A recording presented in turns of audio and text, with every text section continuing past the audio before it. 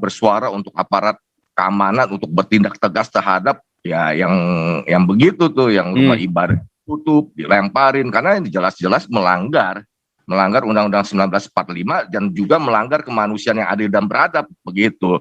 Beradab bukan yang barbar begitu. Dan tindakan-tindakan barbar gitu saya sih lebih mendukung untuk saya gini, saya orangnya anti dengan hukuman mati ya, tapi kalau misalnya kayak begitu itu kayak tindak tegas, tembak di tempat kalau perlu gitu. Pak Ali Mulyo, silakan. Ali Mulyo. Ya, salam Pastor Paul. Shalom. Hari ini saya mau tanya dulu, Pastor Paul, hari ini ada tanya jawab Alkitab nggak ya? Boleh. Boleh. Iya. Ya, ini saya mohon pencerahannya aja nih, penyingkapannya nih dari Pak Paul nih, dari kitab Yesaya 47 ya, ayat 12 nih saya bacakan aja ya. Pada kedua di sungai itu tumbuh bermacam-macam pohon buah-buahan yang daunnya tidak layu dan buahnya tidak habis-habis. Tiap bulan lagi buahnya yang baru. Sebab pohon-pohon itu mendapat air dari tempat kudus itu. Buah-buahnya menjadi makanan dan daunnya menjadi obat. Nah ini loh Pak Pastor Paul yang saya agak bias ini, buahnya menjadi makanan dan daunnya menjadi obat. Itu maksudnya bagaimana Pak Paul ya? Karena di kitab lain pun juga ada gitu kan Pak Paul, mesti makan daun obat dulu kamu bisa. Nggak tahu ini tafsir aja lah, bisa masuk kerajaan surga, itu bagaimana Pak Pastor Paul ya? Mohon pencerahan. Terima kasih. Jadi itu begini ya, itu yang di dalam Yesaya itu lagi cerita air kehidupan gitu loh. Kemarin judulnya apa ya, air pentahiran ya, doa pagi, embun pagi yang judulnya air pentahiran. Nah itu saya cerita dari Yesaya 47 juga, di mana air itu mengalir, di situ ada kehidupan. Di mana Islam berada, di situ ada kematian. Tapi di mana ada firman Tuhan yang di Alkitab kita diberitakan, di situ ada kehidupan. Tapi begitu firman Tuhan yang diplesetkan jadi kematian, ingat perang salib. Itu adalah kesesatan gereja, perang salib itu. Ya. Jadi ketika para imam, para pendeta memutarbalikan Alkitab, jadilah kematian. Tapi kalau firman Tuhan diberitakan, ya, sola scriptura, maka di situ ada kehidupan.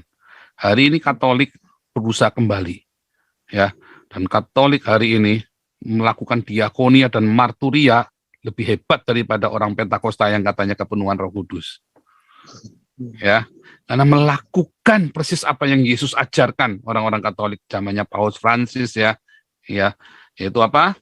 Memberi makan dan bermarturia, menjadi berkat, didamaikan semua negara-negara, kasih makan itu orang-orang miskin. Ya, Anda mau cari di mana lagi? Gereja-gereja Katolik sudah mulai penuh di Eropa, sudah mulai ada isinya ya. Jadi jangan bilang kosong lagi. Kemarin saya datang masih kosong gitu ya, yang kosong. Nah, tapi sekarang udah mulai penuh. Ada lowongan ya, jadi Romo Katolik ya di Eropa. Karena butuh orang banyak sekali untuk menjadi Romo Katolik ya. Banyak yang ini kan, banyak yang ditangkepin juga kemarin ya, salah satu uskupnya malah uskup atau apa ya, dimasukkan penjara itu. Jadi butuh lowongan ya, orang-orang Indonesia kan ini kan, ya, kalau Anda bisa datang ke sini, Anda mulai cari tahu di paroki Anda masing-masing lowongan untuk menjadi romo di Eropa. Nah itu artinya seperti itu yang Yesaya 47 itu artinya apa?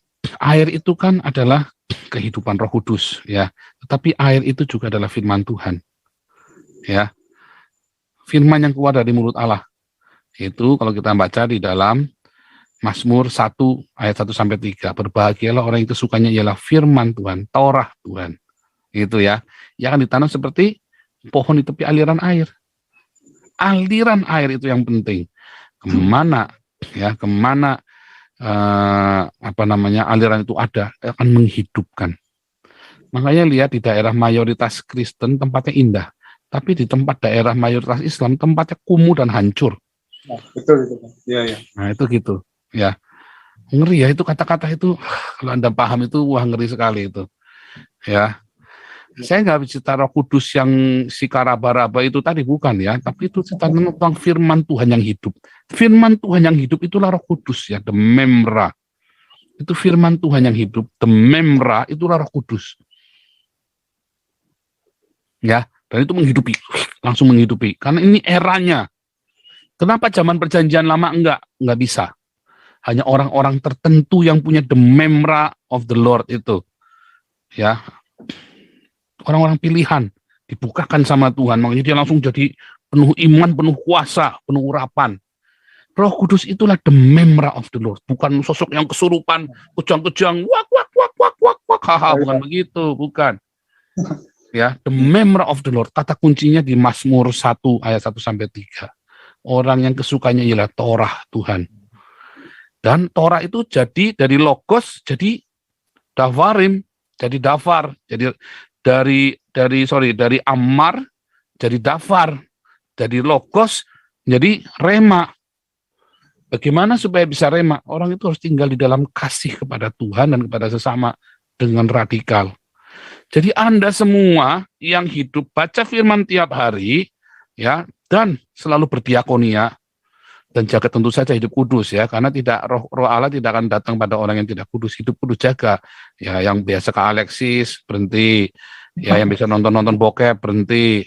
Yang biasa dengkian, oke stop, jaga, bersihkan, baca firman Tuhan yang banyak. Amin. Nah, nanti Anda akan penuh kuasa. The memra of the Lord. Itulah the memra. Ya. Amar yang menjadi dafar, logos yang menjadi rema, itulah the memra, itulah Roh Kudus. Jadi Anda jangan percaya kalau orang bilang, saya mendengar suara Tuhan. Tapi dia nggak suka baca firman Tuhan, itu bohong. Ya, orang mendengar suara Tuhan pasti cinta dengan firman-Nya, logosnya. Karena logos itu yang menjadi rema dan kemudian dia dengar. Bagaimana memahami logos itu? Dia dengar dan dia jalan, dia penuh kuasa. Makanya saya doakan orang sakit sembuh, ya. Kenapa? Amin. Karena logosnya ini jadi rema buat saya. Sehingga saya ketemu apa-apa nggak takut, disantet bolak-balik ya, ngerti, mental semua. Kemarin saya ceritakan, kemarin saya sebagian sininya kayak orang kan dikirimin santet tuh, kan kayak ulu hati ini kayak ditusuk-tusuk pakai jarum itu. Saya pikir ke dokter dulu sekali, sembuhnya lama. Buahnya sakitnya minta ampun. Sesuatu tiba-tiba hati saya berkata, itu dikirim. Wah, saya langsung dalam nama Tuhan Yesus kembali kirimannya itu, keluar kamu balik, nggak nyadar sembuh sendiri, hilang sampai sekarang, nggak pernah lagi sakit sedikit pun, nggak ada rasanya. Amen. Ya, jadi hati-hati kalian orang Islam, kamu kirim santet saya balikin di dalam nama Tuhan Yesus Kristus. Udah, saya udah 2 kali, berarti yang kedua saya dikirimin ya, yang kedua saya dikirimin. Apa yang ketiga ya? Yang kedua. Hati-hati ya. Kirim balik di dalam nama Tuhan Yesus Kristus. Jangan coba ganggu saya. Saya biji mata Allah. Bukan bijimu. Itu orang-orang Islam itu ya. Bijimu kui ya kan. Enggak. Saya ini biji mata Allah. Hati-hati ya. Tuhan jaga saya. Karena saya memberitakan firman Tuhan dan saya berdiakonia dengan militan. Haleluya. Hampir 2 miliar ya. Kemarin udah kita hitung sama-sama hampir 2 miliar loh kita kumpulin di sini ya. Hampir 2 miliar. Wah, sudah beli Ferrari 1 tuh saya tuh. 2 miliar tuh. Ya kan, coba masuk ke rekening saya pribadi. Saya palak 50% aja sama yayasan, 50% ya. Udah ada saya beli Ferrari 1. Mendadak kaya ya. Iya, serius kemarin kayak YouTuber lain Parwan kan. Saya kan enggak, semua murni, enggak ada yang masuk rekening saya, enggak boleh. Nggak boleh masuk ke rekening saya, karena saya niatnya saya benar-benar saya punya pekerjaan yang lebih besar. Ya, saya punya pekerjaan, niat yang lebih besar. Saya punya cita-cita yang lebih besar daripada sekedar punya mobil Pajero. Ya, 2 miliar loh, kita hampir 2 miliar kumpulin di sini ya. Amin Wijaya dari awal ngikutin. Ini Amin Wijaya nih kita bukain ya. Ini Amin Wijaya dari awal ngikutin kita kan. Nah, ini Amin Wijaya. Silakan, coba. Terima kasih Pastor. Ya, Ali Mulyo. Ya, terima kasih. Buka, gubrak, cus. Olala bebek. Olala bebek panggang. Ini kan Amin Wijaya nih saksi kita yang hampir 2 miliar dari pertama diakonia bareng kita, ngumpulin buku Pancasila bareng kita kan ada di sini. Dari zaman Facebook. Oh iya, dari zaman Facebook malah dulu Amin Wijaya itu dari zaman Facebook kita ngumpulin. Sempat debat. Ya, sempat debat itu, sempat ribut. Nah, tetapi maksudnya kita boleh beda, tetapi kalau udah urusan marturia diakonia kita sehati. Sama Saifuddin, dikira saya cocok terus sama Saifuddin. Enggak loh. Tapi kalau udah urusan KC, oh kita kompak. Udah urusan penjara kita kompak. Dulu Saifuddin di penjara kita galang dana gila-gilaan. Ya kan? Dan Saifuddin orangnya militan juga, berani mati, makanya kita merem. Kalau sama Saifuddin mah kita tutup mata. Oh sebentar, keningnya saya tampilin lagi. Kalau sama Saifuddin mah kita tutup mata, ya. Saya sama sang debater juga sempat debat keras itu, ya tapi ya kompak aja. Sama aja ya, sama debater juga, saya sama Rudi juga kita debat keras, tapi kan kita nggak usah musuhan. Sama Yusuf Monobulu juga sama. Kalau kita nggak setuju, gini loh, kalau orang ya, kita kalau nggak setuju dengan caranya, apa berarti kita musuhan? Enggak dong. Itulah bedanya kita orang Kristen dengan orang Islam, ya kan? Kalau kita nggak setuju dengan caranya, bukan berarti kita musuhan. Nggak setuju gitu aja. Tapi apakah Yusuf Manubulu orang baik? Kemungkinan orang baik juga, kita kagak ngerti. Cuman kalau dengan caranya saya nggak setuju. Dari awal kan saya sudah bilang. Nah, cuman kalau ada orang kemarin mau busuk-busukin Yusuf Manubulu, ya jangan dong, kita rusak pelayanan dia. Hati-hati nanti kamu kena balas sama Tuhan, tahu rasa lu. Kita juga nggak mau digituin toh. Kan begitu. Ini saksinya Amin Wijaya nih, saya ngomong begitu nih. Iya, tadi mengenai Pak Hendro, jadi saya sempat ini, tapi mau terakhir, saya mau minta link, udah mau tutup. Yang saya dengar cuman saat tadi itu mau restoratif justice, jadi banyak yang komplain gitu, roh ketakutan apa, cuman kan dibilangnya itu supaya suasana tidak bikin panas. Kalau panas yang rugi diri kita sendiri. Saya minta link, udah tutup gitu. Tapi juga susah juga kalau restoratif justice, berarti ya walau ini juga bisa gitu. Iya. Jangan. Yang benar adalah Somad harus dipenjara, Irena Handono dipenjara. Karena kelasnya MKC kemarin, caranya dia ngomong sama dengan yang Irena Handono ngomong. Kalau si Somad itu udah jelas-jelas menghina. Kalau Irena Handono itu sama, dia cuman bolak-balik kata. Ya kayak MKC sama, dibolak-balik kata. Dari sumbernya sama, ada tertulis demikian. Tapi itu kalau dalam hukumnya Indonesia namanya penistaan agama tetap. Irena Handono harusnya masuk penjara. Jangankan Somad, Irena Handono pun, Nandar pun harus masuk penjara. Edi Prayitno pun harus masuk penjara, si AWF itu. Karena bukan porsinya dia untuk membahas kitab suci. Punya Kristen. Harus masuk penjara Edi Prayitno itu. Ya, Nandar itu harus masuk penjara. Si HMC itu harus masuk penjara. Ya, YouTubers Islam itu, siapa lagi itu, harus masuk penjara. Bahtiar Nasir harus masuk penjara. Felix Xiao harus masuk penjara. Jadi KC nggak boleh. Nanti kita serukan lagi. Kemarin kan baru Aletea. Nanti kita kirim lagi ya kemarin yang kemarin kita yang kemarin kita pakai untuk memblow up kasusnya saya di sini. Nanti kita pakai lagi buat blow up kasusnya KC. Ya, terus ada dua lagi. Ini yang ketiga kan sudah dimuat di, kalau nggak salah, surat kabar Perancis ya. Iya, Aletea kemarin. Iya, terus ada juga yang orang Indonesia yang tinggal di Amerika mau juga. Terus saya bilang itu kan bisa dari Pak. Ayo sekalian. Jadi bisa ditranslate gitu. Cuman kan dia bilang coba bikin live secara singkat apa gitu. Tapi saya bilang saya akan mengundang lawyer yang kemarin gitu untuk membahas juga, termasuk kan yang saya lagi mau iniin. Betul, TNI Polri itu sangat luar biasa, masih kita bisa lihat ya kan, kita juga nggak bisa harus menjudge pihak keamanan, Pastor ya kan. Ada upaya-upaya perbaikan. Sekarang kan contohnya kemarin belum sampai terbakar, walaupun hanya dirusak itu rumah ibadah yang di mana, di Kalimantan ya. Ya, maka saya lebih ini lagi untuk kita lebih bersuara lagi supaya pihak aparat keamanan bertindak lebih tegas lagi. Misalnya tentara megang batu ngelempar satu kali aja gitu, langsung. Jangan sampai rumah ibadah hancur, karena kan ini juga melanggar konstitusi Undang-Undang Dasar 1945 pasal 28 apa ayat 2 itu, bahwa negara menjamin kebebasan penduduk untuk memeluk agama dan menjalankan ibadah gitu. Nah, sebagai salah satu warga negara Kesatuan Republik Indonesia gitu, saya kan mempunyai hak untuk menjalankan ibadah saya, tapi kan waktu-waktu dulu kan masih banyak misalnya penutupan rumah ibadah apa, dan saya bisa dong minta negara untuk bersuara untuk aparat keamanan untuk bertindak tegas terhadap ya yang begitu tuh, yang rumah ibadah tutup, dilemparin, karena ini jelas-jelas melanggar Undang-Undang 1945 dan juga melanggar kemanusiaan yang adil dan beradab begitu. Beradab bukan yang barbar begitu. Dan tindakan-tindakan barbar gitu saya sih lebih mendukung untuk saya gini, saya orangnya anti dengan hukuman mati ya, tapi kalau misalnya kayak begitu itu kayak tindak tegas, tembak di tempat kalau perlu gitu. Harus benar-benar tegas. Ya itu teroris sebenarnya ya, itu bentuk terorisme, penghasutan. Bahaya itu. Betul.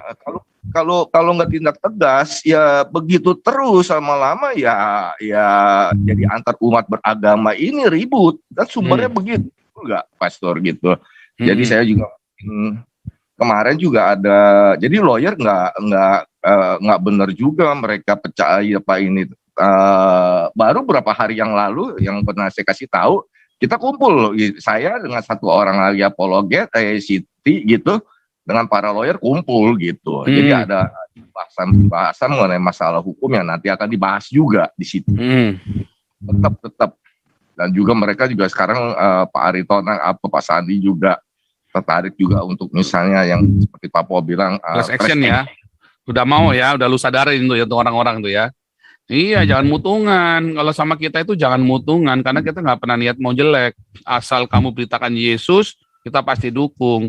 Masalah duit mah bukan urusan kita, ya kan? Mau dia mau beli Pajero kayak mau beli Ferrari kayak bukan urusan kita, ya kan? Tetapi kan yang kita lakukan ini bukan untuk melawan negara atau apa, kita cuma hanya minta keadilan.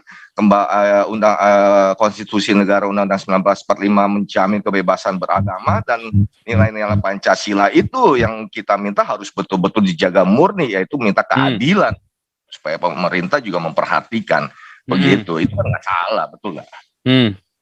Gitu, kita nggak melawan negara, kita ini semuanya hanya untuk Negara Kesatuan Republik Indonesia, semua untuk Pancasila begitu. Begitu. Bener tuh, makanya. Oke, ini lanjut dulu nih. Lu jangan dimatiin mikrofonnya ya. Ini ada follower of Jesus. Mana nih? Follower of Jesus mana nih? Silakan. Shalom Pak Pendeta. Shalom. Wah, lama nggak live saya ini Pak Pendeta. Iya nih, kemana aja nih kalian? Sedikit sibuk Pak Pendeta. Saya telat dengar kasus Pak Kece sama apa ini Yahya Waloni ya. Ya. Sebenarnya kalau pendapat saya singkat aja. Menurut saya sih tak usah lah adu Pak Kece masuk ke penjara, karena lebih baik pertemukan saja mereka itu berdua itu. Iya, itu kan supaya keinginan Pak Yahya Waloni juga kan terpenuhi, mau bertemu dengan apologet Kristen kan, ketemu aja, adu aja argumen siapa yang lebih valid argumennya gitu loh. Yang satunya nggak ngerti Quran, yang satunya nggak ngerti Bible.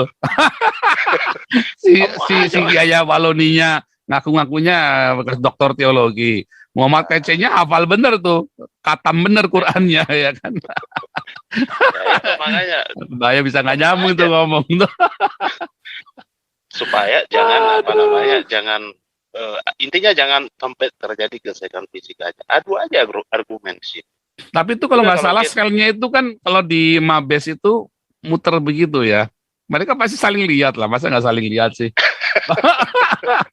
Ya saya udah nggak kalau di Polda, kalau di Polda ya, yang muter gitu kemarin waktu jenguk Saifuddin kan saya masuk di Polda itu, tahanan Polda itu, mereka bisa ketemu satu sama lain tuh di dalam itu. Udah nggak bisa bayangin saya itu Pak Paul.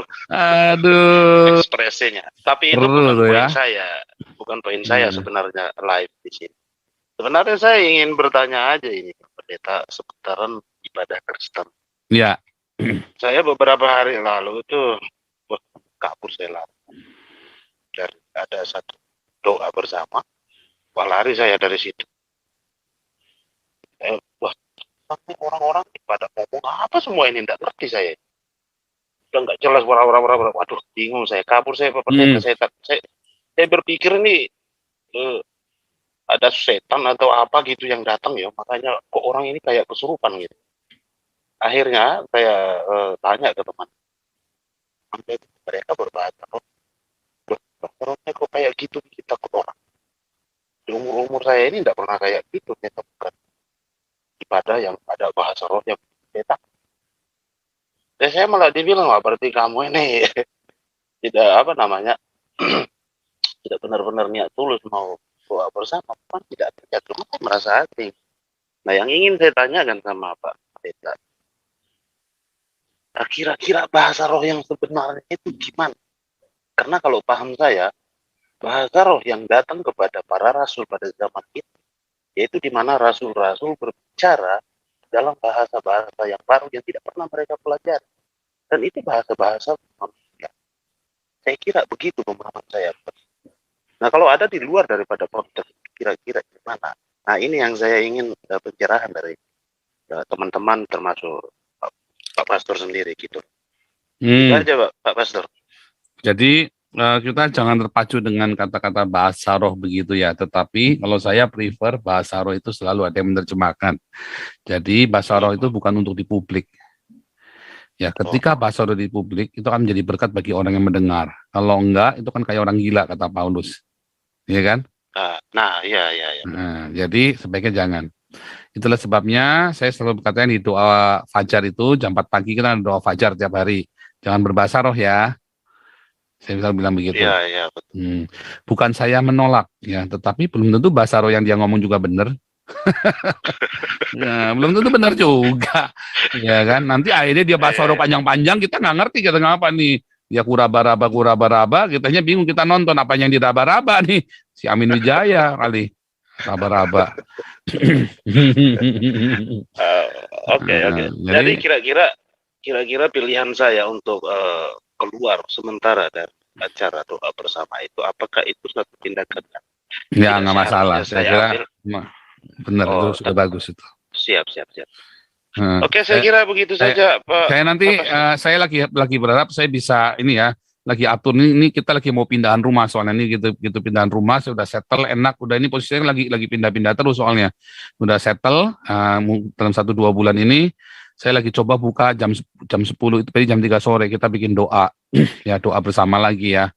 Jam 10 itu berarti kira-kira jam 3 sore, benar ya? Jam 10, jam 3 sore. Kita bikin doa bersama. Ya, 1 jam aja ya. Jadi selain doa fajar, kita nanti jam 3 sore juga ada doa siang, ya kan? Kita dengarkan firman Tuhan lagi. Begitu ya. Nah, saya harap nanti teman-teman bisa ikut, teman-teman yang nggak bisa doa fajar, ikut siang bareng-bareng. Gitu Pak follower. Oke, lanjut nih.